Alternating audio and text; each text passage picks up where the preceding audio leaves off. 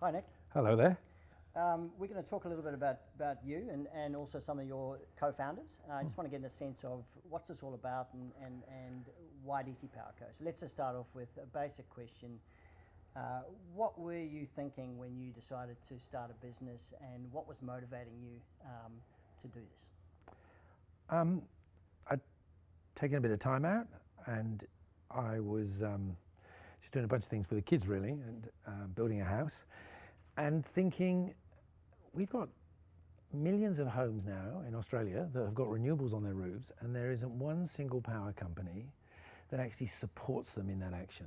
Every single one of them want to sell them more energy.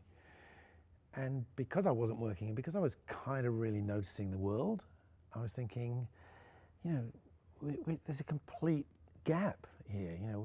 People are acting on climate, whether they want to or not, and yet we've got no company that's supporting them. And I thought, well, I'd like to do that. And what sort of person is Nick? What are you doing on the weekends? What's your life look like? Well, I actually have got a place in the country, a shack. So I when I'm not working, I rent in the city, and I own a shack out in the country, and I build it myself. I do the fencing. I'm off the grid. Quite a resourceful kind of person. So I drive a tractor, use a chainsaw, and I like building, and so I get out and work. Yeah. And when you think of DC PowerCo, from your perspective, what are your goals? What do you want out of it? Well, I think the thing that drives me, that I'm excited about, is the disruption.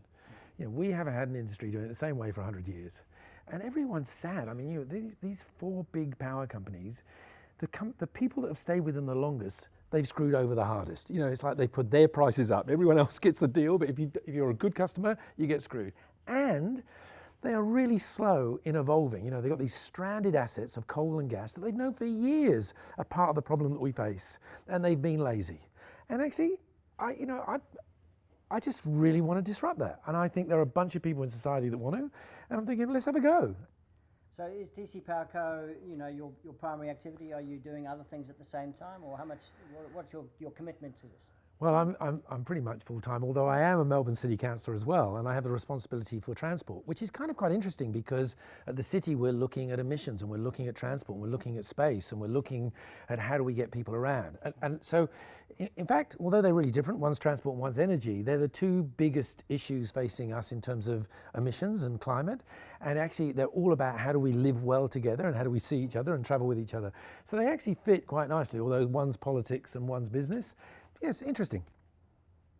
All right, Nick, so let's talk about the business, your motivation for it. How big could this company be? Is this a business that could be $500 million, $1 billion, or is it 50 or 100?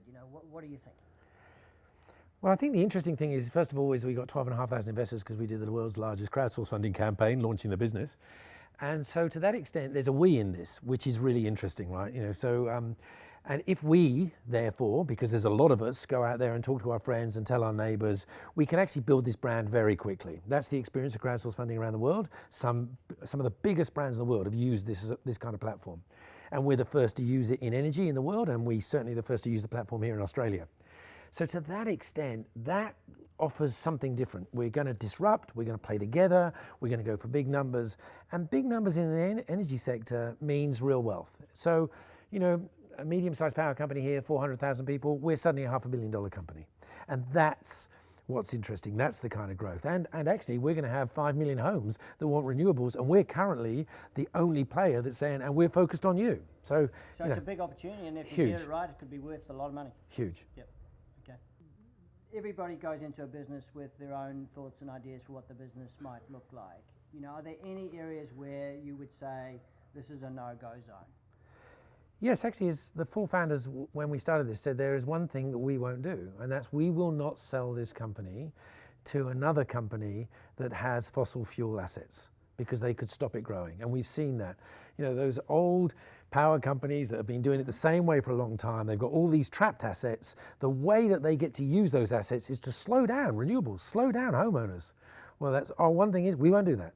So we are committed to actually saying, for those of you at home that want to make a difference, want to be part of this, want to save yourself some money, we're going to be there.